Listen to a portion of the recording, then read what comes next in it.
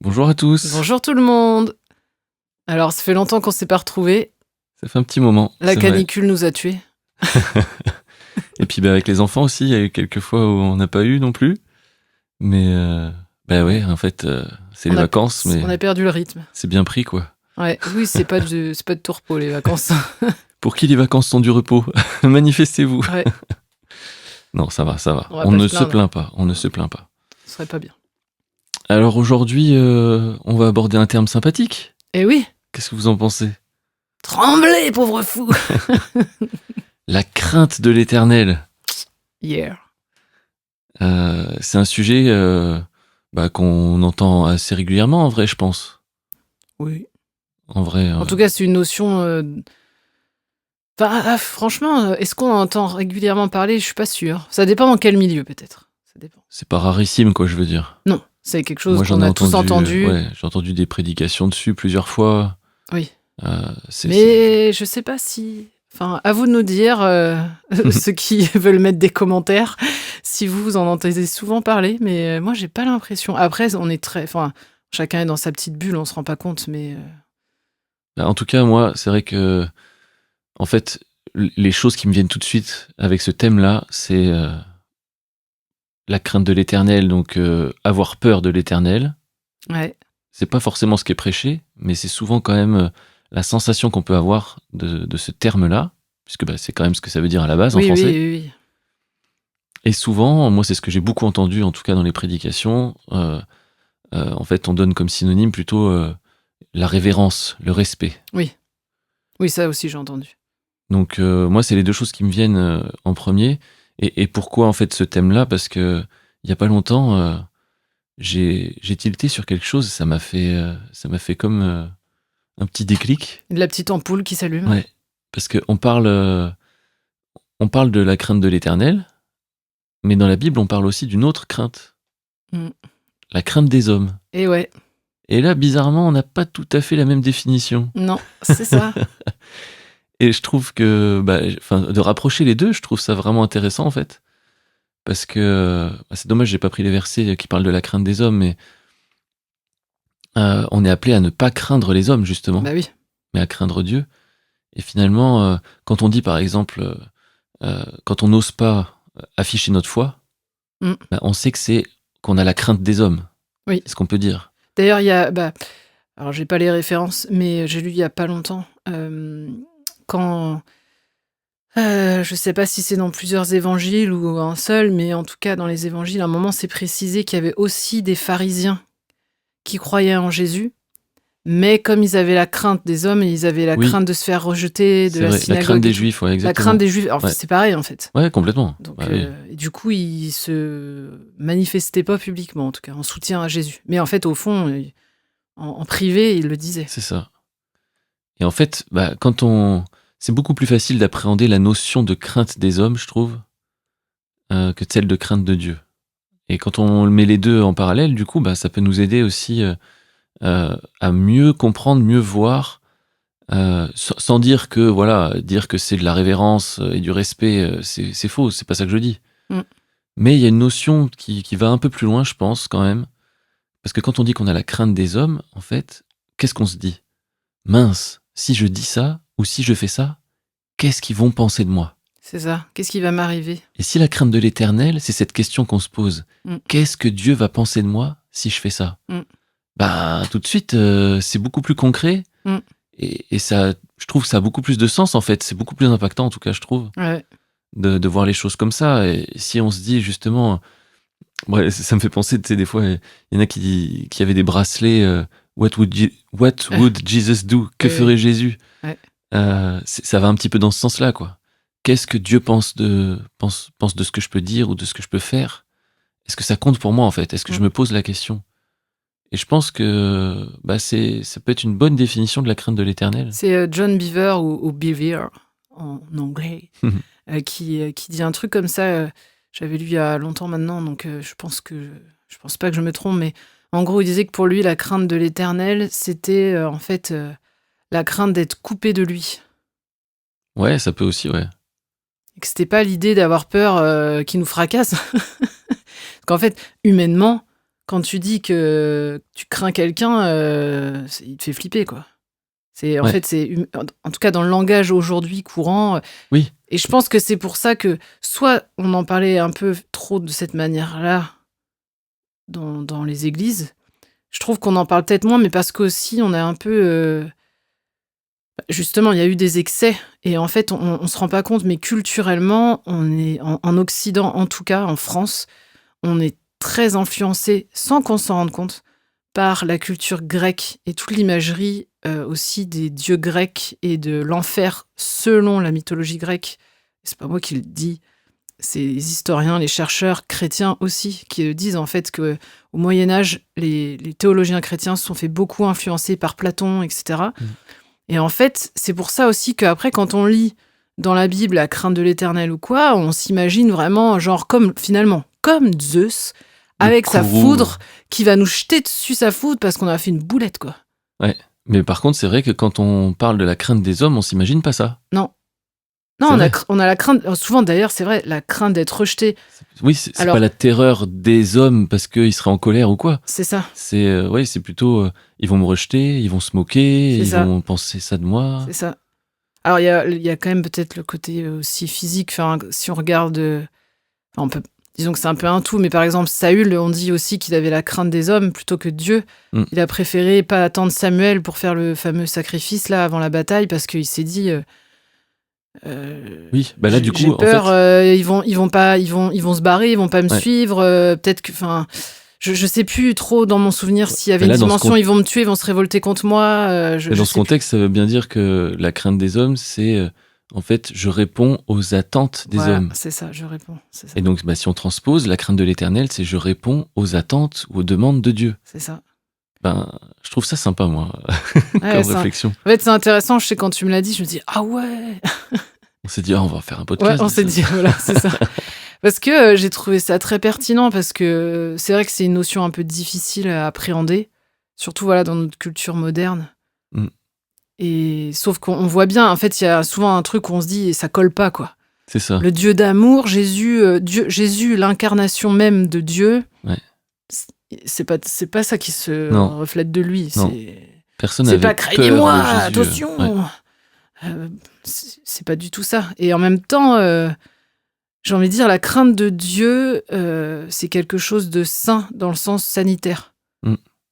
Parce que justement, c'est ce qui doit compter. En fait, ce qui doit compter le plus pour nous, c'est le regard de Dieu, le retour de Dieu. Mais si on a une compréhension dévoyée de qui est Dieu, alors forcément, c'est terrifiant. C'est ça. C'est ça le problème. Là, j'ai fait une petite recherche sur la crainte de l'Éternel et je vais juste prendre quelques extraits de versets dans les psaumes et dans les proverbes principalement, Ouais. voire exclusivement d'ailleurs. Et avec ce regard nouveau un peu peut-être sur la crainte de l'Éternel, je trouve que ces versets, ils ont plus de profondeur, plus de sens. Ouais, vas-y. La crainte de l'Éternel est pure, elle subsiste à toujours. La crainte de l'Éternel est le commencement de la sagesse. Mm. En fait, ce verset-là, ça c'est le psaume 111, verset 10. Le premier que j'ai cité, c'était le psaume 19, verset 9, mais là, le 111, la crainte de l'Éternel est le commencement de la sagesse. Si dans notre tête, on a la terreur, la peur de Dieu, c'est le commencement de la sagesse, Ouais, on dit. c'est bizarre, ça veut rien dire. Ça, c'est très étrange. Si par contre, c'est Ça vend pas du rêve. qu'est-ce que Dieu va penser de moi? Est-ce que je vais répondre à ce qu'il me demande ou à ses attentes? Ça, c'est le commencement de la sagesse, mais là, ça a du sens, quoi. Mm. Là, ça a vraiment du sens. Oui, c'est plus même quand tu... En fait, même, regarde, je trouve, quand t'es dans une relation d'amour avec quelqu'un, d'un amour sain, d'un amour équilibré comme il faut, t'as pas envie de le blesser, t'as pas envie de le décevoir, t'as pas... Parce que tu l'aimes, en fait. Et que ce que t'as envie, c'est qu'il sache que tu l'aimes. Et quand tu chutes, je parle même pas de trucs graves, là, je parle juste, oh non, mince, oh, j'ai pas fait attention. Et en fait, c'est ça aussi, quoi. Je trouve. Bah oui, finalement. C'est pas dans l'idée d'une crainte d'un dictateur qui risque de te couper la tête. C'est une expression biblique qui est plus du tout utilisée aujourd'hui et dans le langage courant, en fait. En vérité. Non, ça c'est sûr. Et c'est pour ça qu'on a du mal avec cette expression, je pense. Parce que on associe un vocabulaire et des notions qui sont différentes en fait aujourd'hui. Oui, c'est ça. Du coup, maintenant dans les proverbe 1, verset 7, la crainte de l'Éternel est le commencement de la science. C'est fort. Ensuite, la crainte de l'Éternel, proverbe 8, 13, c'est la haine du mal. C'est pareil. C'est fort. Ça veut Non, mais rien dire rien que si, ça- mais ouais, ça veut ouais, rien dire si tu penses que il faut avoir peur de Dieu parce que Exactement. en fait sinon il va te punir et te jeter en enfer. c'est ça. Ça n'a pas de sens. Non, mais c'est énorme. Redis-le celui-là. La crainte de l'Éternel, c'est la haine du mal.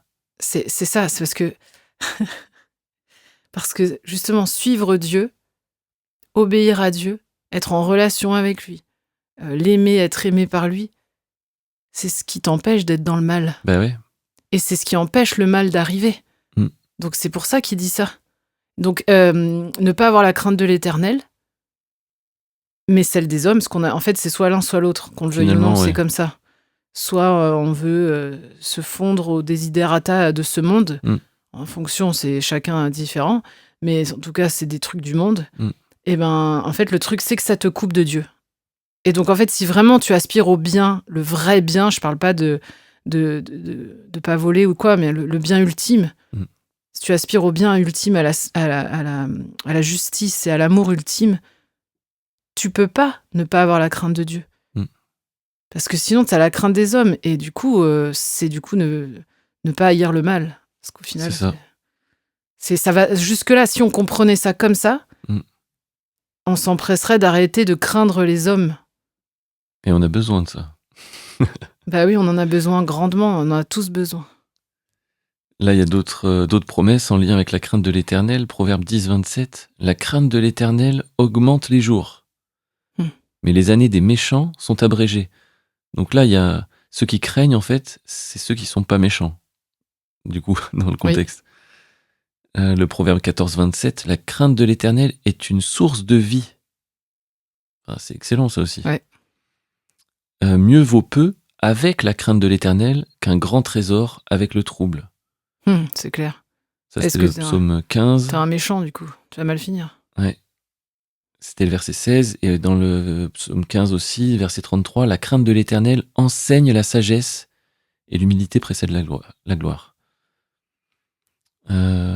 Oui, parce que du coup, ça veut dire quoi? Ça veut dire que ça t'enseigne la sagesse. Et ça veut dire du coup que tu dépends de lui. Je trouve que ça mène à ça. Ouais. Si tu crains l'Éternel et pas les hommes, en fait, tu te rends esclave, soit des hommes, soit de Dieu.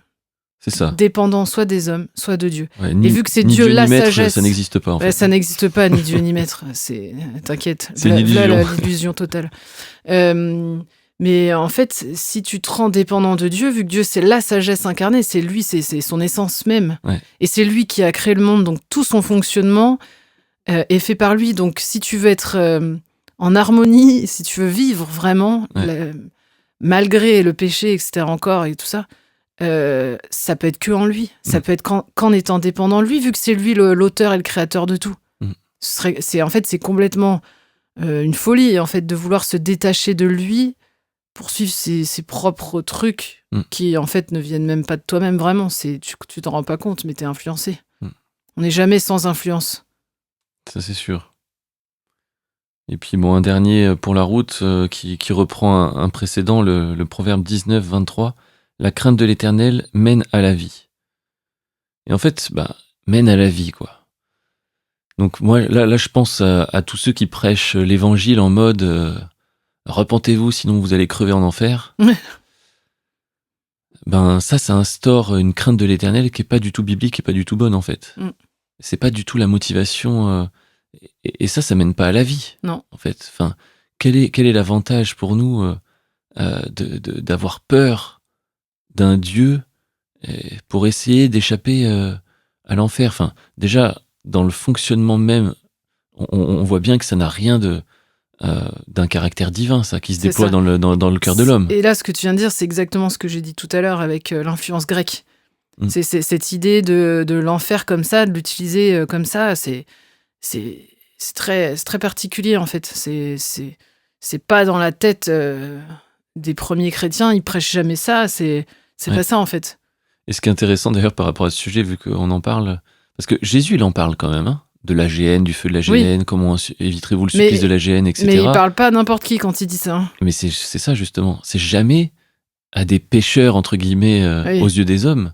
C'est jamais aux publicains, aux adultères. Ouais. Il Ou dit même jamais aux ça. païens d'ailleurs. Non, ni même aux Parce qu'il païens. s'adresse pas aux païens. C'est de toute toujours façon, mais- aux religieux. C'est ça, aux chefs. Ceux qui se pensent justes Voilà. et qui ne le sont pas du tout. C'est ça, C'est à eux qui dit ça, en fait. c'est ça. Et ça fait une sacrée différence, quand même. Mm. Et je pense que aujourd'hui, il ferait pareil, en fait. Hein. Il y aurait toujours sa grâce, son amour pour quiconque veut bien le recevoir, ça, d'ailleurs, les pharisiens y compris, mais ceux qui restent propres, justes et qui se réclament les sachants, Oui. non. Et qui maltraite les gens avec ce statut-là, qui Et qui en plus s'autoproclame. maltraitent les gens. Ouais. Mais c'est quoi le verset qui dit c'est la miséricorde qui amène à la repentance ou non, c'est comment c'est C'est la bonté de Dieu La bonté qui de te Dieu. pousse à la repentance. Ouais, Ouais. c'est ça. Ouais. Parce qu'en fait, la crainte, d'ailleurs, on le voit même avec des enfants. Tu peux te faire obéir par tes enfants parce qu'ils ont peur de toi. Ouais. Alors, quelque part, tu obtiens le résultat. Ouais. Ils font pas la bêtise et escomptée, etc. Mais en fait, l'idéal, c'est qu'ils ne le fassent pas parce qu'ils ont compris que c'était pour leur bien et que c'était mieux. Ouais. Parce que sinon, une fois que tu auras le dos tourné, ou s'ils sont en tout cas convaincus, peu importe s'ils avaient raison de l'être convaincus, mais s'ils sont convaincus qu'ils peuvent pas se faire attraper, que tu as le dos tourné, Ouais. ils vont le faire. Bah oui. Et quand ils seront plus grands et qu'ils seront bien libres de faire ce qu'ils veulent, ils auront plus peur de toi. Ils vont pas, voilà. Et en fait, c'est ça le truc, c'est la peur. Ça peut, par exemple, moi qui ai grandi du coup dans un contexte très légaliste, il y avait beaucoup la peur. Ouais. Clairement, qui dit légaliste dit peur. Dieu va m'en vouloir. De toute façon, Dieu il va me rejeter parce que j'ai honte de partager ma foi et tout ça. Et en fait, c'est tellement ça te coupe de la vie justement. C'est pour ça que tous ces passages en fait. Quand on lit ça, je trouve que du coup on se prive de la profondeur de ces passages parce qu'on n'arrive pas à comprendre justement comment la crainte de l'Éternel, quand on la comprend comme un occidental du XXIe siècle, quoi, genre la peur du courroux, quoi. Ouais. Comment ça peut amener à la vie, comment ça peut être la sagesse, comment. Ouais. Et en même temps, en fait, c'est pourtant hyper fort, quoi. Parce que c'est ce qui nous manque. Mm. C'est ce qui nous manque, c'est de réaliser que de se soumettre à la crainte des hommes, de vouloir suivre le mouvement de la terre, enfin de la terre sans Dieu, quoi. Mm. Et ben en fait, c'est ne pas avoir la vie, ne pas avoir la sagesse, c'est s'enfoncer, c'est l'horreur en fait. Et ça te. Alors oui, c'est ça que j'ai voulu dire quand le fait d'être légaliste, oui, des fois, malgré tout, oui, ça t'empêche de faire certaines choses. C'est vrai, il y a des choses que quand j'étais au collège ou au lycée, j'ai refusé de faire parce que, par exemple, fumer de la drogue, parce que pour moi c'était interdit, c'était mal et bien sûr que je pourrais le rationaliser en disant c'est factuel ou je sais pas quoi. Mais surtout, ce qui m'animait le plus, c'était la crainte, c'était la honte, c'était la peur, clairement.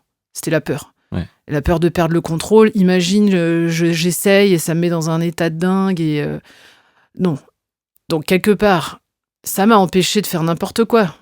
Tant mieux. Mais ça veut... Comment dire ? C'est pas la meilleure façon de vivre les choses quand même. C'est sûr. Et c'est celle qui porte du fruit, c'est pas celle qui vient de la peur. Celle qui porte du fruit, c'est celle qui vient de la vie, du choix, du choix volontaire, parce qu'il sait pourquoi, en fait. Mm. Et que c'est bon pour lui. Ça me fait penser tout ça à ce que Paul il a dit aux Galates, dans Galates 1, verset 10. « Et maintenant, est-ce la faveur des hommes que je désire ou celle de Dieu ? Est-ce que je cherche à plaire aux hommes ? Si je plaisais encore aux hommes, je ne serais pas serviteur de Christ. » En fait, c'est ça finalement. Là, il utilise un langage un peu plus compréhensible pour nous, en tout cas. Oui, plus actualisé quelque part. Mais ça parle de ça, en fait. C'est parce que et le verset juste d'avant, d'ailleurs, en plus, nous l'avons dit précédemment, je le répète à cette heure, si quelqu'un vous annonce un autre évangile que celui que vous avez reçu, qu'il soit anathème. Donc là, l'enjeu, c'est ne pas prêcher un autre évangile parce que, en fait, ça passe mieux. Ouais. parce que c'est plus facile à entendre, Ouais. parce que ça remue moins, parce que ça fait plus plaisir. Non, non, non. On doit rester dans la pureté de l'évangile parce qu'on veut pas plaire aux hommes, on veut plaire à Dieu. C'est ça. Et ce qui plaît à Dieu, c'est de rester dans la droiture, dans la vérité. C'est ça. Et c'est pas de compromettre pour que ah oui mais en fait c'est trop dur pour eux alors non. Surtout en fait c'est débile parce qu'à la fin quoi, du coup tu pêches quoi dans le sens de l'action de pêcher, la pêche à la ligne. C'est pas vraiment, c'est potentiellement t'as plein de gens au final qui du coup tu les attires à quelque chose qui n'est pas vraiment l'évangile, donc pas vraiment Dieu, donc oui, c'est sûr. Un truc bancal, voire un truc complètement faux. Et tu donnes l'illusion, tu peux te déclarer 50 personnes ont levé la main et sont engagées devant le Seigneur, machin. Oui, enfin, si c'est pour... évidemment, s'ils ont signé parce qu'ils étaient tous craintifs et ils veulent surtout pas aller en enfer, bon... Mais oui, ça va pas donner des disciples, en fait. Voilà, déjà, ça donnera pas de disciples. Ouais. Ensuite, combien vraiment de sur ce lot de gens ont vraiment... Il y a quelque chose d'authentique qui s'est passé? Question. Mais en plus, la notion de disciple, quoi. On sait que Dieu est amour. L'amour ne cherche pas son propre intérêt, mais celui des autres. Et en fait, finalement, c'est ça, c'est que si on cherche à faire des convertis, entre guillemets, on est à côté de la plaque, en fait. Et si on se convertit parce qu'on a peur d'aller en enfer, parce qu'on a peur de Dieu, parce qu'on se dit que voilà, si je meurs, je préfère être du bon côté, on sait jamais, mais tu seras jamais disciple, là. Tu seras juste, t'espéreras juste être du bon côté et avoir ton ticket pour le paradis. Mais tu seras jamais disciple. C'est ça. Être disciple, c'est devenir comme lui, en fait. Puisque le disciple doit être rendu semblable à son maître. C'est Jésus qui le dit. Hein. Et en fait, du coup, tu dois devenir amour. Donc pas chercher ton propre intérêt, mais celui des autres. C'est ça, sauf que on vit dans un monde aujourd'hui où c'est le discours ambiant, alors pas de tout le monde, mais quand même d'une bonne partie de la société, qui te dirait en t'entendant mais qui es-tu pour savoir ce qu'est la vérité et ce qui est bon pour moi? Tu te prends pour qui? Tu vois? Après, chacun fait ses choix personnels, ça c'est sûr. Mais en fait, on est dans un relativisme. Faut pas que ce soit notre vérité, en fait. Justement, faut que ce soit la vérité. Les gens d'aujourd'hui, il y a vraiment ce truc, il y a vraiment la crainte des hommes, beaucoup plus qu'avant à cause des réseaux sociaux et tout. En fait, il y a des sujets où surtout, tu sais que si publiquement tu dis ça devant tout le monde, c'est vrai. T'es mort. C'est vrai. D'une manière médiatique, d'une manière... si t'es public, t'es foutu, t'es grillé, tu te fais rayer des listes. Si t'étais invité partout, tu seras plus invité. Enfin, il y a vraiment ce qu'on appelle la cancel culture, pour ceux qui savent, mais c'est vraiment un truc extrême. Et en fait, pour moi, ça participe aussi au fait que les chrétiens, ils veulent édulcorer le message, ou ils ont peur, ou je sais pas quoi. Et puis ça nous influence de dire, oui, après tout, c'est vrai... Je sais que moi, en plus, je détiens pas toute la vérité. Moi-même, je peux pas tout expliquer de ma foi, tu vois, de tous les passages, de tous les trucs. Oui, mais enfin, Jésus-Christ, c'est la vérité. Ce qu'il a fait à la croix, c'est la vérité. Et justement, pourquoi cette question d'enfer et tout, c'est à cause de nous, l'Église, c'est nous, les chrétiens, qui avons transmis. Le monde croit que le message chrétien, c'est ça. Ah, si tu veux éviter l'enfer, faut croire en Jésus. C'est ça. Mais c'est pas ça, le message chrétien. Non. Le message chrétien, c'est la nouvelle création. C'est Jésus qui a inauguré la nouvelle création il y a 2000 ans. Ouais. Et maintenant, quiconque veut rentrer dans la nouvelle création, il peut le faire maintenant. Ouais. Et l'apothéose, ce sera à son retour, quand tout, de A à Z, à 100%, sera complètement transformé. Et vide de tout péché, toute trace de rien, il n'y aura plus rien. Mais du coup, c'est ça qu'on doit prêcher. La nouvelle création, pas la peur de l'enfer, ou la peur de Dieu, parce que sinon tu vas aller en enfer. C'est pas ça du tout, et en fait c'est un drame. C'est un drame. Justement, nous c'est ce qu'on a vécu et ce qu'on s'est aperçu malheureusement assez tard, heureusement moins tard que d'autres, c'est vrai aussi, mais malgré tout, on voit qu'on a perdu du temps. On a vécu notre vie chrétienne, bon nombre d'années de notre vie chrétienne en tout cas, en ayant une mauvaise conception de ce qu'est réellement la vie en Christ, la vie de disciple. Et la nouvelle création, justement, c'est... en fait, qui j'étais, c'est fini, quoi. Il est mort. Alors évidemment, c'est spirituel. Parce que, évidemment, mon corps, il est encore en vie, mes émotions, ma mémoire, tout est encore présent. Mon caractère est encore... Mais en fait, c'est par la foi. Par la foi, je m'identifie à la mort, à la croix avec Jésus, et donc aussi à la résurrection, donc une nouveauté de vie. C'est ça la C'est nouvelle ça. création. Et la nouvelle création, elle doit fonctionner d'une manière qu'on ne connaît pas en fait. Bah oui, tout Puisque est nouveau. quand on est un tout petit bébé, quand on sort du ventre de la maman, On on sait a rien. sûrement mal aux yeux à cause de la lumière, Ouais. on se met à pleurer, on découvre la respiration, enfin, Ouais. on connaît rien de tout ça et on a tout à apprendre. Ouais. Et ça prend des années, etc. La nouvelle naissance, c'est pareil. Et c'est pour ça que cette notion de crainte de l'éternel, elle est intéressante parce que tous les passages que j'ai lus là, ça mène à la vie. C'est le commencement de la C'est sagesse, ça. c'est le début de l'intelligence, etc. Et tu te rends compte que en fait, ça te pousse vers quoi? Si tu as la crainte de l'éternel, ça te pousse à avoir une relation avec l'éternel. C'est ça. Bah oui. Puisque si tu veux faire en fonction de comment lui il voit, C'est comment ça. lui il pense, et que tu veux du coup lui plaire, et que tu veux faire attention à ce qu'il pense de toi, etc., faut bien que tu aies les infos de Bah oui. qu'est-ce qu'il pense. Et Et donc forcément, ça te pousse à une relation avec lui. Exactement. Et c'est dans cette relation-là que tu vas apprendre et découvrir comment, en fait, en tant que nouvelle création, tu es censé fonctionner, toutes les promesses qui sont liées, et donc du coup, avancer et être transformé à son image, quoi, et devenir véritablement un disciple. C'est ça. Et pas juste un chrétien, un converti, quelqu'un qui lit sa Bible et qui va aux réunions le dimanche. C'est ça, exactement. Et ça, c'est...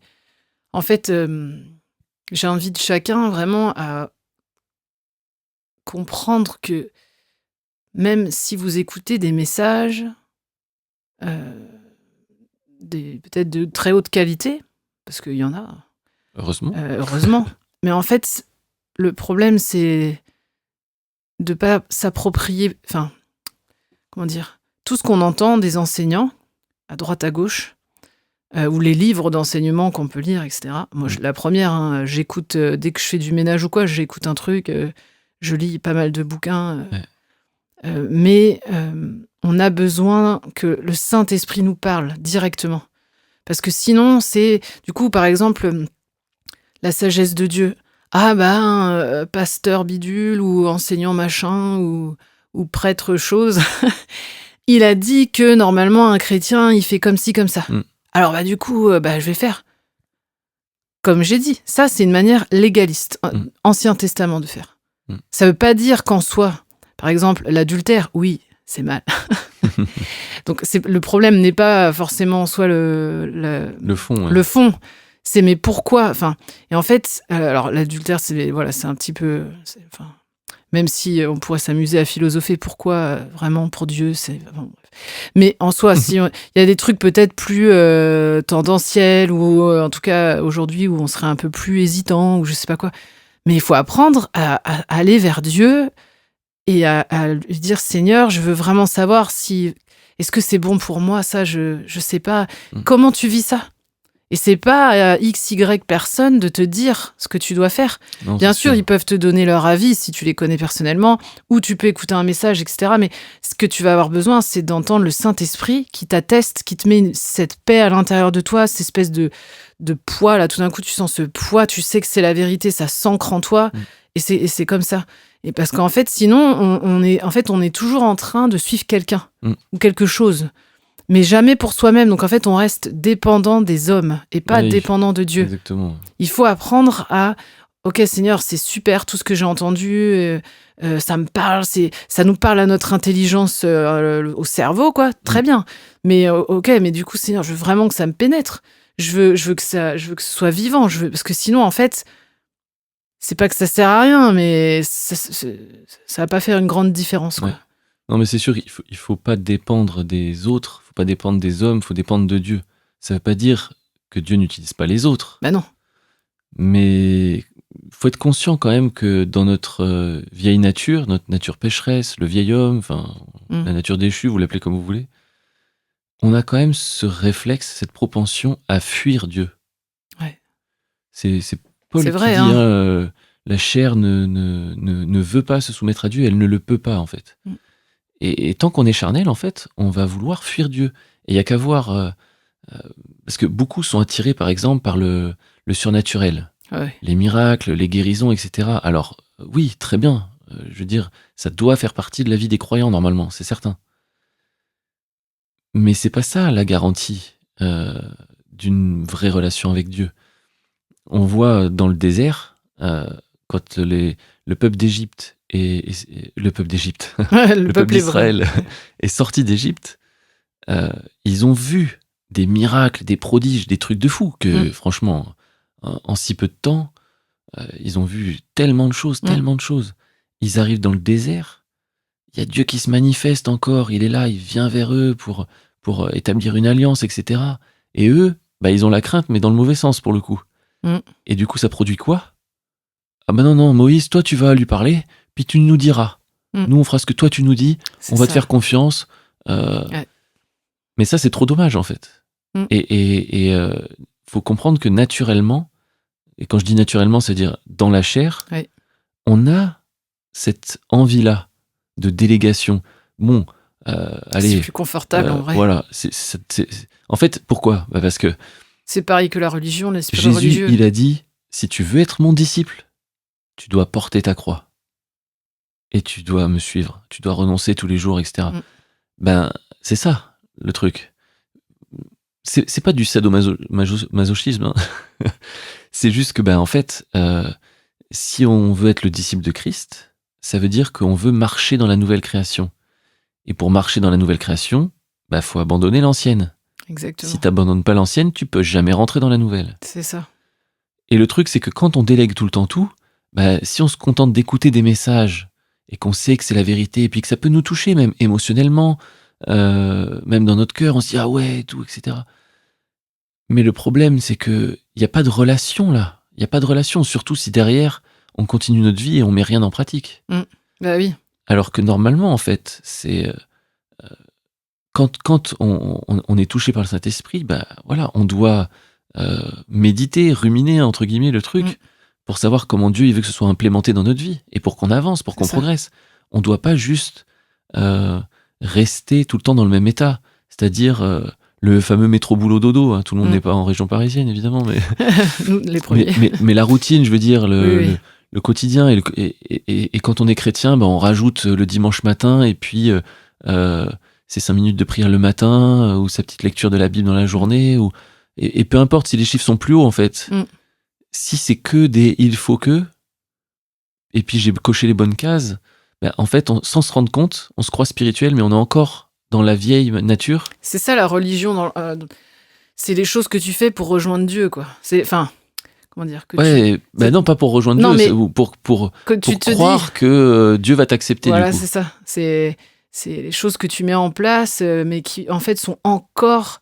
Pour moi, on est encore justement dans cette ancienne alliance, quoi. Souvent, c'est parce que souvent, en fait, on reste hyper égocentré. Souvent, on se limite à « est-ce que Dieu m'accepte ? Est-ce que Dieu m'accepte ?» Mais bien sûr qu'il t'accepte. En fait, on sait pas assez ça. Ça doit aller beaucoup plus loin. C'est pas juste « il t'accepte ». C'est maintenant, il veut vivre en toi. Il veut vivre au travers de toi. Donc, ça veut dire que tu dois radicalement changer. C'est-à-dire que tu dois ressembler comme 2 gouttes d'eau à Jésus. Enfin, Jésus, il a quand même dit des trucs super forts. Il a dit, celui qui m'a vu a vu le Père. Non mais, enfin, on s'arrête pas assez longtemps sur ce genre de déclaration. Celui qui m'a vu a vu le Père. Alors que le Père est complètement invisible. Hein. Il y a plusieurs versets qui le disent. Donc, nous, ça doit être pareil. Celui qui m'a vu a vu Jésus. Et donc, a vu le Père aussi, quelque part. Enfin, c'est là où on doit aller, en fait. C'est écrit. C'est ça la direction. Tel nous sommes dans ce monde, comme Christ. La fameuse méditation que j'ai beaucoup aimée de Andrew Murray. Il liste une trentaine de méditations et il liste tous les versets du Nouveau Testament où c'est écrit comme Christ.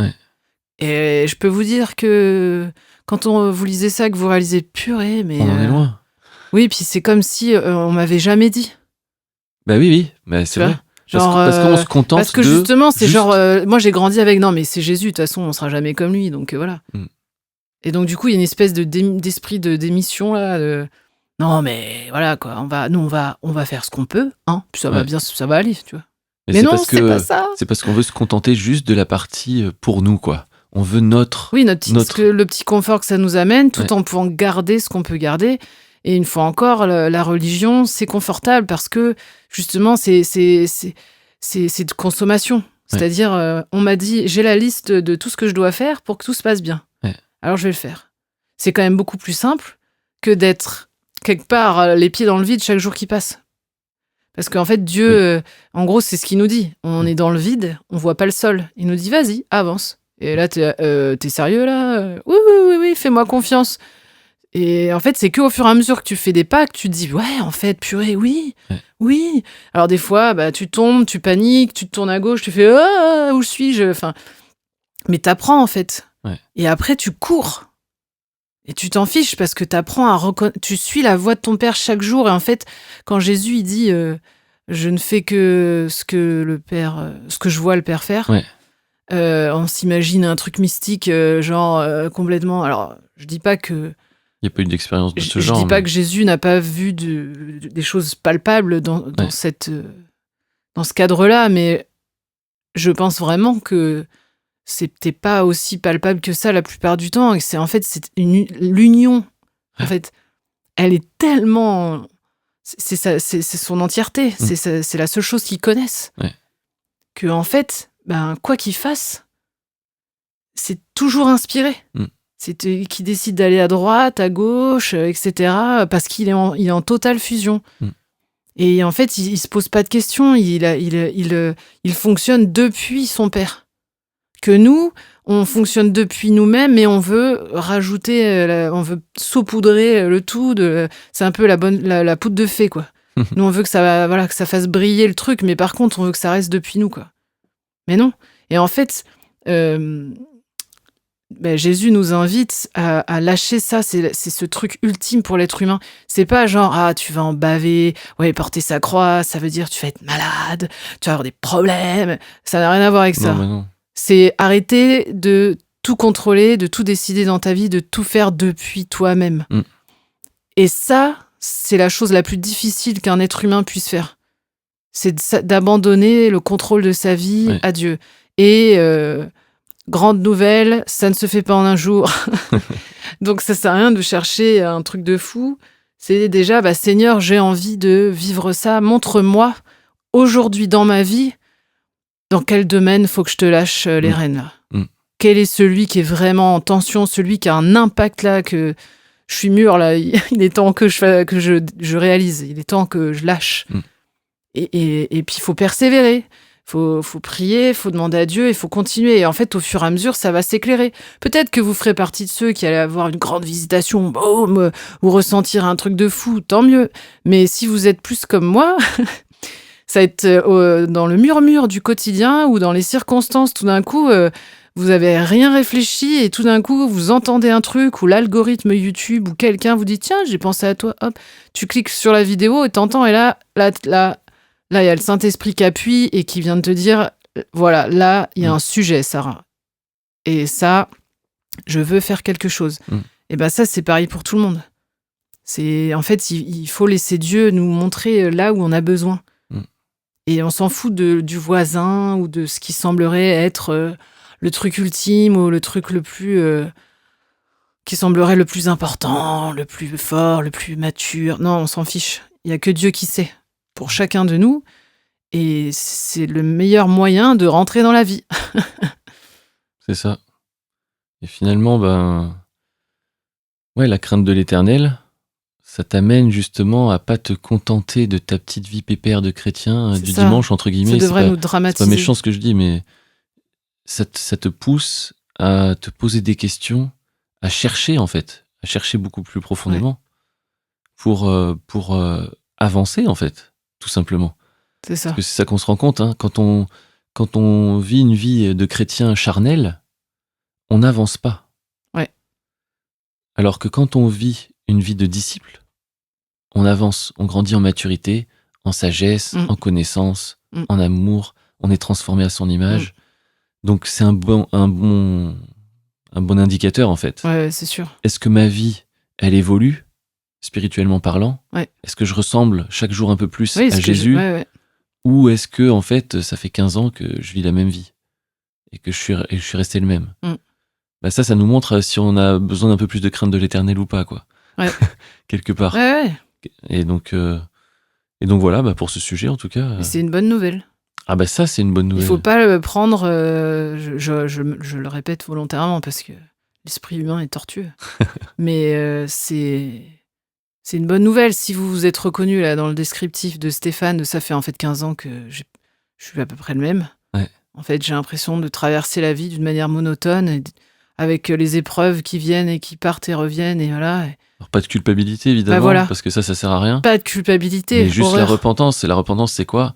Ah, purée, mais oui. C'est la liberté. Ah non, mais il faut que ça change maintenant. C'est ça. C'est ça la Parce repentance. que c'est la promesse, du coup, c'est réaliser aussi, du coup, la vérité, la promesse que Dieu, en fait, il veut autre chose. Ouais. Et que ça existe et que c'est bien. Le banquet est devant dressé, il faut venir manger. C'est ça.